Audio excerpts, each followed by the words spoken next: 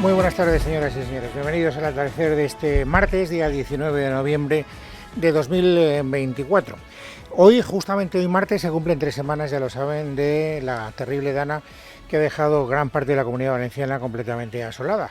Y les he venido diciendo durante los últimos días que poco a poco la política ha ido ocupando el lugar de la polémica, esta especie de cruce de acusaciones entre unos y otros, a ver quién se portó peor, quién lo hizo peor, quién ha sido más responsable de algunas de las más de 200 muertes que se cobró esa terrible Dana, y que, sin embargo, la atención a las personas damnificadas está, digamos, ocupando un segundo lugar.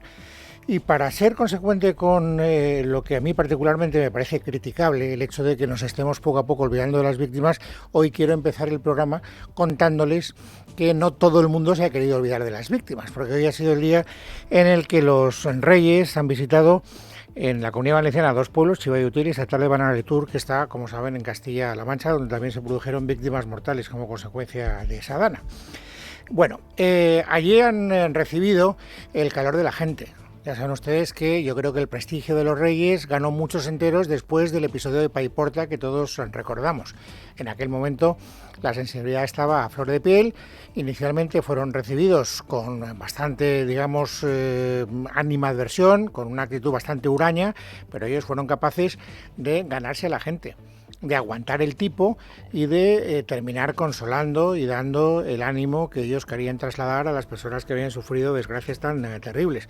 Ese fue el día, también lo recordamos, en el que, sin embargo, otras personas, el presidente del gobierno, salió por piernas cuando vio que le estaban pegando pelotazos de barro y que le estaban dando paraguazos, etcétera, etcétera, pues tomó las de Villadiego, puso pies en polvorosa y desapareció de la manera más cobardica que para imaginar, ¿no? Esto ya lo sabemos. Bueno, hoy han vuelto los reyes.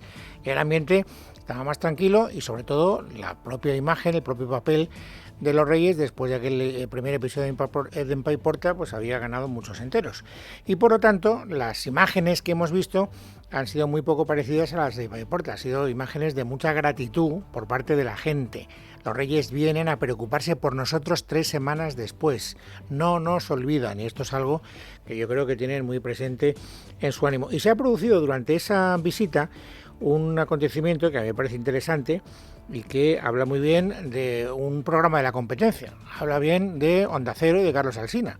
Pero a mí no me duelen prendas ni se me caen los anillos por decir, olé en este caso por Carlos Alsina, que estaba allí, estaba haciendo allí su programa y ha sido capaz de hacer algo que muy pocas veces sucede. Por eso creo que el valor testimonial de lo que van ustedes a escuchar pues merece ser subrayado. Y es que ha sido capaz de acercarle los micrófonos a la reina y al rey, a los dos, y por tanto ha tenido una conversación breve, naturalmente, pero donde hemos podido escuchar directamente las impresiones, los estados de ánimo, las motivaciones, tanto de la reina Leticia como de Felipe VI. Este ha sido el momento. Buenos días, ¿cómo estás? ¿Qué mensaje traen los reyes? Pues escuchar, estar, compartir, estar con ellos, seguir manteniendo aquí la atención, esa atención que, como tú bien dices en tu programa, tiene que ser constante, tiene que estar, no debe nunca decaer. ¿Cómo está, señora? Muy bien. ¿Tú cómo llevas el programa? Bueno, Aquí tantas veces. ¿Tú cómo estás? yo estoy escuchando, que es algo que llevo viniendo estas semanas, escuchando cómo los estados de ánimo van cambiando también, aunque sigue habiendo mucho dolor debajo de los corazones de todas estas personas, como ustedes bien saben. ¿Vas a volver más veces? En eso estamos, sí, en que no se olvide. ¿Ustedes también? Nosotros también. Me alegro mucho de Lo verte. celebro. Y enhorabuena. Voy a saludar al rey con permiso de la reina. Tu equipo y a ti en particular por todo lo que habéis hecho aquí. Muchísimas gracias, majestad. Todos los medios de comunicación, claro. Muchísimas gracias. El rey igual quiere decir algo. Nos están agobiando para movernos. Gracias por venir. Encantados y bueno, es verdad que ya ha cambiado mucho la situación, pero esto va a tardar mucho tiempo y hay que mantener la ayuda y el apoyo. El rey cree que las instituciones deben pedir disculpas a los ciudadanos por la falta de diligencia en las primeras horas. Bueno, yo creo que hay que estar cerca de los ciudadanos en todo momento, sufriendo con ellos y apoyándoles en todo momento para salir adelante. Gracias, majestades. Gracias. El rey y la reina. Bueno, pues me parece que como un documento periodístico está muy bien y además de fondo escuchábamos cómo efectivamente ha cambiado muchísimo el paisaje humano. Ya no es lo de Paiporta. Durante las escenas de Paiporta los reyes aguantaron el tipo porque les costó invertir, digamos, ese estado de ánimo. Inicialmente hubo gente que les dijo no va contra ustedes la indignación, pero no tendrían que haber venido. No se daban las circunstancias para venir. Bueno, ahora, como decía el propio Felipe VI, como acabamos de escuchar, las cosas han cambiado bastante a mejor o a menos mal, por utilizar una terminología que me parece más adecuada. Había un interés informativo, desde luego yo lo tenía, y yo creo que muchos de ustedes probablemente lo compartirán, por saber cuál era la actitud de la gente, no con los reyes, eso quedaba claro, sino con Mazón. Saben que no ha ido Sánchez. Sánchez no ha querido aparecer. Sánchez no sé cuánto tiempo tardará en volver a la zona afectada, no tengo ni la más remota idea, pero de momento no ha querido ni aparecer por allí. Quien sí que estaba era el presidente autonómico, Carlos Mazón, y Carlos Mazón está señalado como uno de los grandes responsables de no haber sido capaz de gestionar como Dios manda la tragedia de la Dana. Por lo tanto, había un cierto morbo, yo lo tenía, lo confieso, por saber cómo se comportaba la gente con Mazón. Y tengo que decir que, hombre, ha habido gritos contra él, pero no multitudinarios hasta donde yo sé. El ambiente, para que ustedes vean, gente que naturalmente está indignada, pero de manera no coral, si ustedes me permiten la... En Universitaria ya estamos de Black Friday. Descubre nuestros fantásticos precios hasta un 50% más baratos que el precio recomendado. Y ahora, además, un 20% de descuento adicional. Date prisa y ven a cualquiera de nuestros centros hasta el 2 de diciembre. Las mejores marcas a los mejores precios, solo en Óptica y Audiología Universitaria. ¡Atención, Madrid! ¿Te imaginas un show donde cantar, bailar y comer de lujo? Esto es Salta Conmigo, mucho más que un show musical. Desde el 28 de noviembre llega a Cines Callao Salta Conmigo, un viaje único por los últimos 40 años de la mejor música española.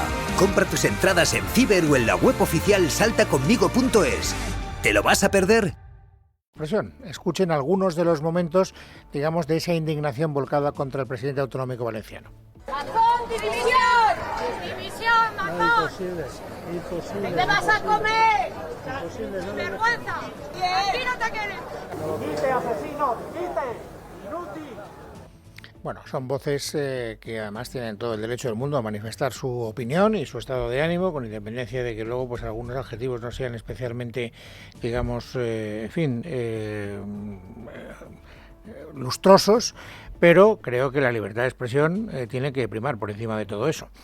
No había una gran indignación colectiva, o por lo menos no se ha manifestado en esta visita a Carlos Mazón, tal vez por respeto a los reyes, eso ya no lo sé, y no voy a conjeturar sobre esa materia.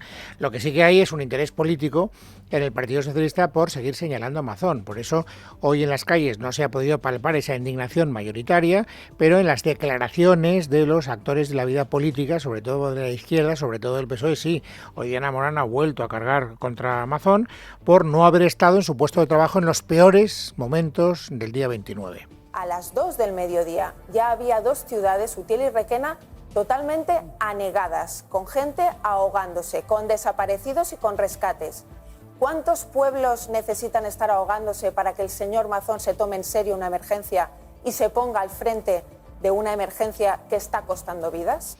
Bueno, esta es una reflexión que ya he hecho ayer, que hará mañana, pasado mañana, la semana que viene y todo el tiempo que sea necesario, porque es el gran argumento y además yo creo que absolutamente razonable. O sea, me parece que esa es una pregunta que va a perseguir a Carlos Mazón. ¿Dónde estaba en los peores momentos y por qué no estuvo usted en el puente de mando en los peores momentos de la tragedia? De todas maneras, Mazón lo que quiere es que se olvide en la medida de lo posible. Yo creo que no lo va a conseguir, mirará al frente y por eso dio a conocer ayer por la noche el nombre que había mantenido hasta ese momento un tanto, digamos, oculto, con una lona, del nuevo vicepresidente para la reconstrucción, que es un general retirado, ya lo saben, el teniente general Francisco Gampan Pols, un militar que está acostumbrado a dirigir operaciones en ambientes extremos, como por ejemplo en Bosnia o en Kosovo, cuando estaba en activo. Durante esa etapa fue encargado de la reconstrucción provincial española de Kuala y Nau, por ejemplo, en Afganistán, y también estuvo en la reconstrucción de la provincia de Kuala, en Afganistán también, y jefe de operaciones de la OTAN en Bosnia-Herzegovina. Es decir, que es una persona que acumula una experiencia profesional durante el tiempo que estuvo en activo, que en principio habla bien de él. Y eso es lo que ha querido poner en valor el señor Mazón. Cuando le han preguntado por la razón por la que se ha fijado en Gampan Pols, él ha dicho esto. La capacitación, la profesionalidad, la experiencia técnica de un hombre preparadísimo para coordinar grandes trabajos como los que necesitamos para la gran recuperación y normalización de Valencia, creo que lo acreditan sobradamente.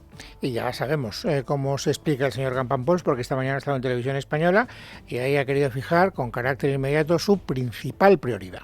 Sacar esto del debate político y dejarlo en el aspecto puramente técnico. Dejar trabajar a los técnicos, que haya un consenso básico sobre qué hay que hacer, sobre cómo hay que hacerlo, y teniendo siempre a la población en el centro. El valenciano es lo primero, que vuelva a sus condiciones de vida ordinarias lo antes posible. Habrán leído los medios de comunicación que en el Partido Popular, sobre todo en el ánimo de Núñez Feijóo, estaba el hacer un seguimiento muy cercano a las decisiones que podía tomar el señor Mazón de cara a la reconstrucción. Él quería saber qué nombramientos iba a hacer, no sé si para validarlos o para vetarlos en el caso de que no le hubieran gustado. Hoy ha estado en la COPE el señor Feijóo y le han preguntado si conocía la intención de Mazón de nombrar a Gampan Pols nuevo vicepresidente de la Generalitat Valenciana. Esta ha sido la respuesta. Yo sí sabía que el teniente general Gang había posibilidades de que se incorporase al gobierno, ¿no? Ayer por la noche el señor Mazón me lo confirma. Nosotros le agradecemos este paso en favor de la recuperación y creo que es un acierto. Bueno, poco a poco el señor Feijóo también está tratando de desviar atención sobre la gestión de Mazón y orientarla hacia la gestión, desde su punto de vista pésima, del gobierno de Pedro Sánchez. En esa entrevista en la cadena COPE le han preguntado si él veía alguna diferencia entre la conducta que tuvo Mazón, que está teniendo Mazón desde el día de la tragedia, y la que está teniendo el gobierno de España. Y naturalmente Feijóo ha visto hasta 3 hechos diferenciales. En primer lugar, un ejercicio de humildad. En segundo lugar, ha dado la cara. El gobierno de España se esconde. En tercer lugar, ha comparecido en el Parlamento. El gobierno de España, el presidente lleva un mes sin ir al Parlamento y la vicepresidenta Rivera va a tener que comparecer mañana en el Congreso de los Diputados, no porque quiera el gobierno de España, sino porque se lo han exigido sus colegas europeos.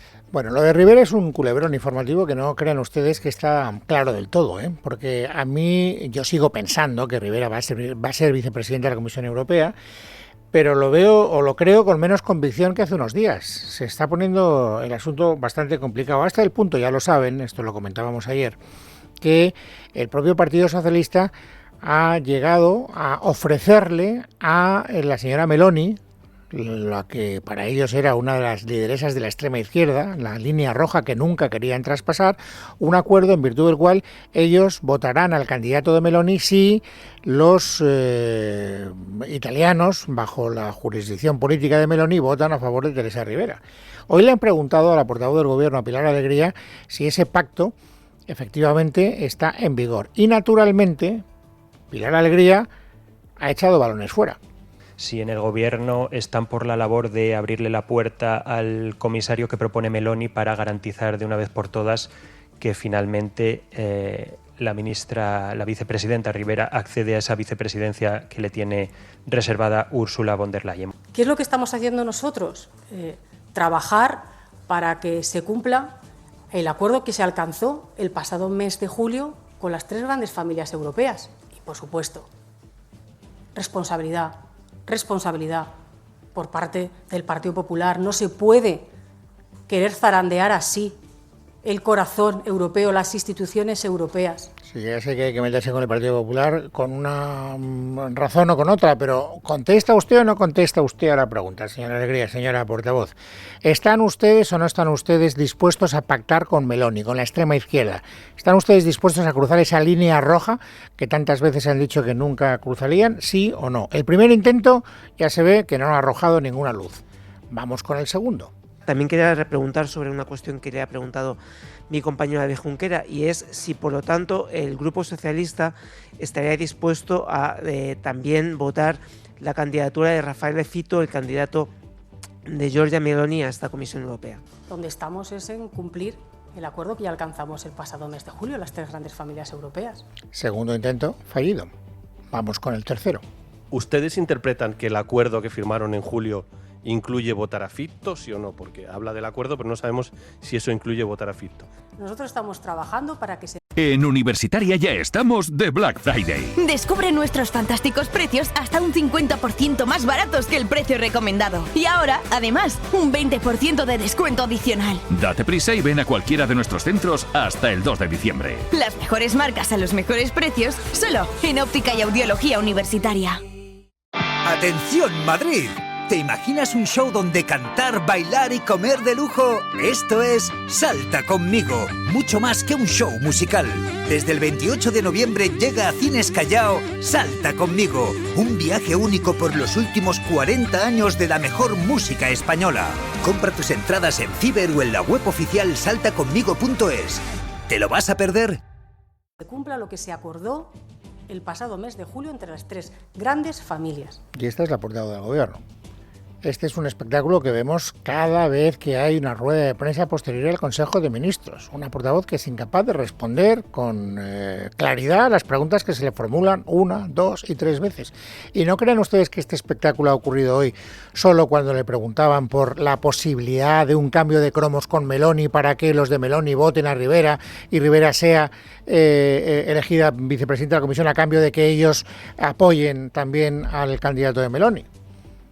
También se ha producido una especie de escapismo retórico equivalente por parte de la señora Alegría cuando le han preguntado por el gran lío político, ya estoy cambiando de tercio, que se vivió hasta altas horas de la madrugada ayer en el Congreso de los Diputados. Saben que el gobierno estaba tratando de coser un acuerdo con todos sus socios a propósito de algunos aspectos de la reforma fiscal. Y como es un lío, la coalición que sustenta el gobierno pues tiene desde el punto de vista ideológico partidos de un pelaje y de otro pelaje, pues había muchos intereses cruzados. De tal manera que las enmiendas que se estaban discutiendo, pues unos las votaban, otros las derribaban, se estableció una especie de guerra terriblemente complicada entre, por ejemplo, Junts y Esquerra, o entre el Partido Nacionalista y Bildu, y al final era un follón hasta tal punto de que se tuvo que interrumpir la sesión durante varias veces, se sentaron a negociar, luego se reanudó la sesión hasta la 1 de la madrugada, todo el mundo esperando, un espectáculo terrible que ponía de manifiesto hasta qué punto esa mayoría es precaria, la que apoya al gobierno, y que en esas condiciones va a ser muy difícil que pueda gobernar y que pueda aprobar presupuestos. Pero bueno, al final se llegó a una especie de componenda absurda para cualquier ciudadano. ¿Por qué? Pues porque en esa componenda el Partido Socialista pactó con Junts que acabaría con el impuesto a las energéticas y a la banca, y con Sumar, con Bildu y con Esquerra pactó lo contrario, que las perpetuaría.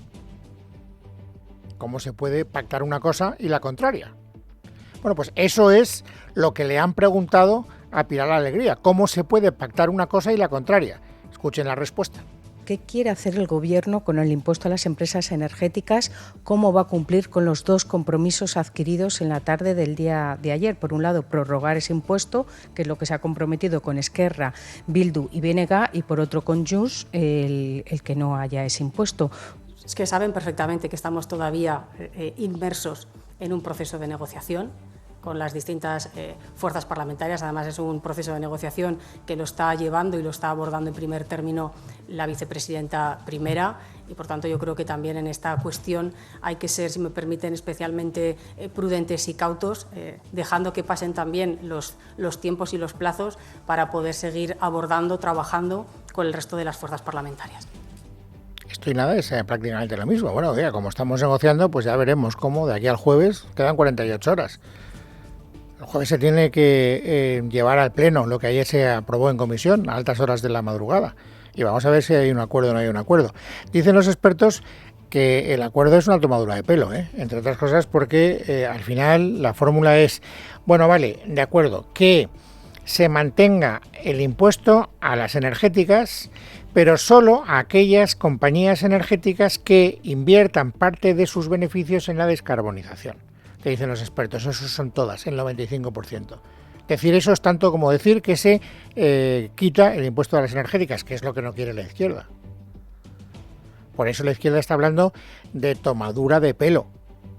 Y están diciendo que en esas condiciones no van a validar el acuerdo que ayer se alcanzó en la comisión. Escuchen lo que ha dicho en nombre de Podemos el señor Sánchez Serna. Es una tomadura de pelo y tienen que ser ellos los que digan cómo lo van a solucionar. Desde luego, por nuestra parte, lo que sí tenemos claro es que sin esa garantía efectiva de que Junts y PNV van a votar a favor de que se recupere el impuesto a las energéticas que ayer se eliminó, pues el gobierno ahora mismo no puede contar con los votos y con las diputadas de Podemos. No solo es Podemos, quien está enfadado. Están todos. Hoy han hablado Podemos y también Sumar. Sumar forma parte del gobierno. Sumar es la parte que se sienta con el Partido Socialista en el Banco Azul, en la mesa del Consejo de Ministros. Y Aina Vidal, que ejerce de portavoz, ha dicho esto. Creo que aún a día de hoy el Partido Socialista a veces se olvida que no tienen la mayoría absoluta. Creo que a veces se olvidan de las prioridades a la hora de negociar. Creo que es bastante obvio que esta negociación tendría que haber empezado por los socios habituales, entre ellas del Gobierno, pero también, en este caso, la mayoría de la investidura. Creo que probablemente si se hubiera hecho en el orden correcto, hubieran habido más probabilidades de que hubieran habido menos curvas en esta negociación. Pero ustedes que están enfadados, los socios del Gobierno. Ya no les quiero ni contar lo que están diciendo los partidos de la oposición. Se lo ahorro, ya lo habrán leído, lo habrán oído. Tampoco aporta nada que nos vaya a llamar mucho la atención. Hablan de esperpento, hablan de situación insostenible, hasta la 1 de la madrugada, interrumpiendo la sesión una y otra vez, negociando no se sabe qué, sin luz ni taquígrafos, llegando a acuerdos completamente contradictorios. En estas condiciones no hay ninguna estabilidad parlamentaria, no se van a poder sacar adelante los presupuestos, en fin, lo que forma parte del argumentario habitual de los partidos de la oposición. En este caso concreto tengo que decir con toda la razón del mundo, porque lo que vimos ayer en el Congreso de los Diputados da pie a ese tipo de consideraciones. Cuando le trasladan en la rueda de prensa posterior al Consejo de Ministros al portavoz del Gobierno, oiga, el espectáculo que dieron ustedes ayer no permite precisamente pensar en mucha estabilidad por parte del Gobierno. Tienen a sus propios socios enfadados. ¿Están ustedes seguros de que el jueves van a poder sacar adelante este pacto cogido con alfileres y con compromisos que no ofrecen ninguna garantía? Respuesta de la portavoz del Gobierno. No somos ingenuos. Somos perfectamente conscientes de cuál es la realidad parlamentaria. Y somos también perfectamente conscientes que negociar, si me permiten, cuestiones fiscales no es sencillo. Y a partir de ahí, estamos a martes, paso a paso. Ayer hubo una primera votación que salió adelante y ahora, creo que hay que confiar también, como les decía, en esa capacidad de negociación, de hablar y dialogar con el resto de las fuerzas parlamentarias para sacar adelante los distintos asuntos que llevamos entre manos desde este Gobierno. Esta es la portavoz del Gobierno, por tanto, respuestas concretas, ninguna. Ya veremos. Faltan 48 horas, insisto, ya veremos qué es lo que pasa durante ese tiempo. Por lo tanto, ¿se va a perpetuar o se va a suprimir el impuesto a las energéticas y a la banca? No lo sabemos. Lo que sí sabemos es que las personas directamente afectadas ven con horror que se puedan perpetuar. Hoy ha hablado, por ejemplo, Alejandra Quindelán, que es la portavoz de la AEB, de la Asociación Española de Banca. Y fíjense ustedes lo que ha dicho a propósito del impuesto que quiere implantar el Gobierno. Tenemos que saber que esto es mucho más que un impuesto a la banca. Esto es un ataque al crecimiento económico y, por tanto, al progreso social de nuestro país. Hemos hablado ya de los 50.000 millones de impacto en crédito a familias y a empresas, pero tenemos que hablar del procedimiento. Necesitamos procesos ordenados, procesos transparentes. ¿Quién va a invertir en España si no tenemos la necesaria seguridad jurídica, si no conocemos las consecuencias de las normas que cambian en una tarde varias veces? Martes, 19 de noviembre de 2024. Vamos, amigos, ahora a completar el paisaje informativo sobresaliente del día. Esther Nieto, bienvenida, buenas tardes. Buenas tardes, Luis. El principal comisionista del caso Koldo, Víctor de Aldama, que se encuentra en prisión provisional por el llamado caso hidrocarburos, le ha pedido al juez de la Audiencia Nacional, Ismael Moreno, declarar voluntariamente para colaborar con la investigación de la trama Koldo. Cita que ya ha sido acordada para este mismo jueves a las 10 de la mañana junto a la Fiscalía y el resto de partes personadas. La decisión de Aldama ha provocado un revuelo mediático diplomático porque si en ese momento decide hablar, estaría cambiando la estrategia que ha seguido hasta ahora, que se basaba en guardar silencio. Es así que la declaración de Aldama podría poner contra las cuerdas al gobierno de Pedro Sánchez, que hoy también se enfrenta a una novedad en el caso que investiga a su esposa Begoña Gómez por presunto tráfico de influencias y corrupción en los negocios. Y es que hoy el juez Juan Carlos Peinado ha ordenado investigar las cuentas bancarias donde figure como titular la esposa del presidente del gobierno. Además, el instructor ha solicitado al Registro Civil de Madrid su certificado de matrimonio, incluyendo sus anotaciones marginales. Miguel Ángel Pérez. En una providencia a la que ha tenido acceso Libertad Digital, el juez Peinado dice que a través del punto neutro judicial se debe consultar la numeración de las cuentas corrientes en las que figure como titular la investigada Begoña Gómez. Ofíciese, dice, al Registro Civil Único de Madrid a fin de que se emita certificado literal de matrimonio con sus anotaciones marginales de la investigada, señala ese escrito remitido desde el Juzgado de Instrucción número 41 de Madrid de Juan Carlos Peinado. El juez instructor también ha acordado además la declaración en calidad de investigado del exconsejero madrileño Juan José Güemes para el próximo 18 de diciembre, cuando tiene que acudir la propia Begoña Gómez, y por último ha deducido testimonio contra la directora de Recursos Humanos del Instituto de Empresa Sonsoles Blanca Gil de Antuñano por desobediencia al haber ignorado el requerimiento judicial para entregar información sobre la cuenta en la que Begoña Gómez recibía ingresos del Instituto de Empresa. Por cierto, que esta petición coincide una vez más con un viaje internacional en el que se encuentra Begoña Gómez, que está en Brasil acompañando al presidente del gobierno en la cumbre de líderes del G20. Sobre este asunto le han preguntado en la rueda de prensa posterior al Consejo de Ministros a la ministra portavoz Pilar Alegría. Esta ha vuelto a recalcar la confianza que el gobierno tiene en la justicia. Quería saber cómo ven en el gobierno esta coincidencia, ¿no? Que siempre coincida el juez Peinado en sus movimientos en esta causa con hitos importantes en la agenda del presidente o de su esposa. Lo que les puedo trasladar en nombre del Gobierno es confianza en la justicia. Y desde luego confianza en que la verdad pondrá más pronto que tarde las cosas en su sitio. También nuevo mazazo judicial contra la Fiscalía General del Estado de García Ortiz. El Tribunal Supremo ha anulado el nombramiento de Julio Cano como fiscal superior de Baleares, un nombramiento que había sido propuesto por Álvaro García Ortiz. Y bueno, pues los jueces de lo contencioso han ordenado al Consejo Fiscal que repita el proceso, pero teniendo en cuenta la posible incompatibilidad de Cano para el puesto por mantener una relación afectiva con otra fiscal destinada en ese mismo organismo de las islas. La sentencia critica que la inspección fiscal no trasladó estos hechos al Consejo Fiscal y que en las votaciones no se debatió su posible incompatibilidad. Y de vuelta al Consejo de Ministros, el Gobierno ha dado luz verde a la reforma de la Ley de Extranjería. La norma, aparte de reducir plazos, también simplifica los requisitos para regularizar la situación de los migrantes que viven en España. La ministra de Inclusión, Seguridad Social y Migraciones, Elma Saiz, la ha calificado como la reforma más integral y ambiciosa de un texto que entró en vigor hace 13 años. Estamos ante la reforma más ambiciosa e integral desde su entrada en vigor hace ya 13 años. El texto definitivo que hoy presentamos ha pasado de manera satisfactoria por trámites exhaustivos y complejos, como lo es el de audiencia pública y el del Consejo de Estado, por lo que estoy segura de que se trata de una norma rigurosa y determinante para transformar nuestro país a mejor. Y más asuntos porque el Pleno del Senado no ha elegido a los 4 miembros del Consejo de Administración de Radio Televisión Española propuestos por el PP, al no haber logrado una mayoría de 2/3 en la primera votación secreta y por papeletas. Como consecuencia, se procederá a realizar una segunda votación que tendrá lugar este jueves a la 1 de la tarde, donde ya bastará con una mayoría absoluta. En el turno de portavoces, llamativa ha sido la afirmación del senador del PP, Antonio Silván, que ha apuntado a un asalto a la cadena pública. Este Real Decreto es un asalto a la radiotelevisión española de todos los españoles. Un asalto que supera incluso sus propios límites a los que ya habían llegado con el dedazo de una socialista de carné al frente de la presidencia, con la constante falta de neutralidad de una presentadora de televisión o con el caprichoso e hiriente contrato de un humorista de más de 28 millones de euros sin que además se le pueda despedir. Son insaciables. Y atención, porque justo hoy, en el día que se cumplen 1000 días de la guerra entre Rusia y Ucrania, crece la preocupación por una posible escalada del conflicto.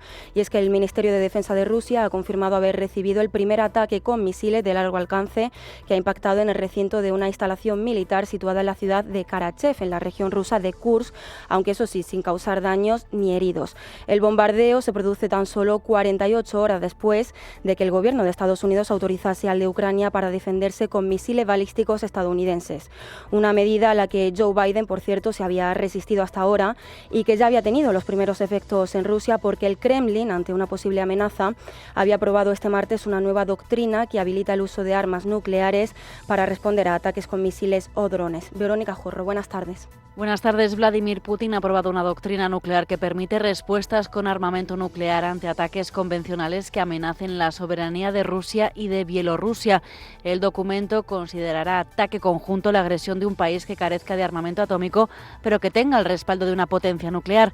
Además, la doctrina amplía también la categoría de alianzas militares contra las que Rusia aplicará la estrategia de disuasión nuclear.